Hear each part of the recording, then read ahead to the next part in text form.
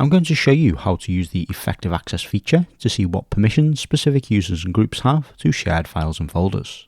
So to start, I'm going to open up my File Explorer, navigate to my shared drive, and I'm going to select one of the folders that I want to check the permissions on, and then we can right click it and go to Properties, and then Security, and then Advanced.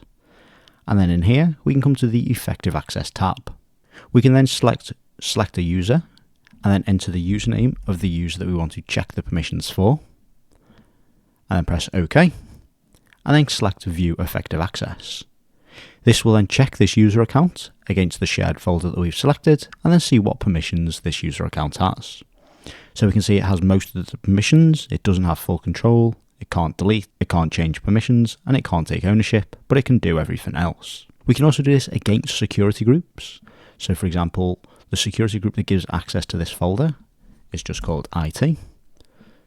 So I can do it against that security group and then view effective access.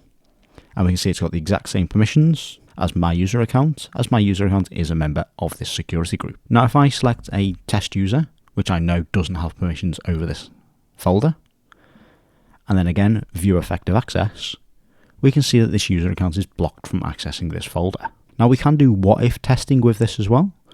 So we've got include group membership. So if I press add items and then add that security group back. So what this is doing, this is simulating what would happen if I added this user account into that IT security group, and then I can press view effective access, and then it will tell me what permissions that user account will get over this folder if I add them to that security group. Now this is great if we've got conflicting permissions. So if I come back and, for example, use the HR folder, and then again come to security and then advanced, and then under effective access, I can do select a user and then enter my user account and then view the effective access. We can see that I've got read permissions over the HR folder. However, what would happen if I add my user account to the HR security group, which will give full permissions over this folder? Well, we can find out by simulating what would happen if I put this user account in the HR folder and then viewing the effective access. We'll see that now I get full permissions over the security group. Well, I wouldn't get full control, but I get the ability to read and write. However, I wouldn't be able to delete, change permissions, or take ownership.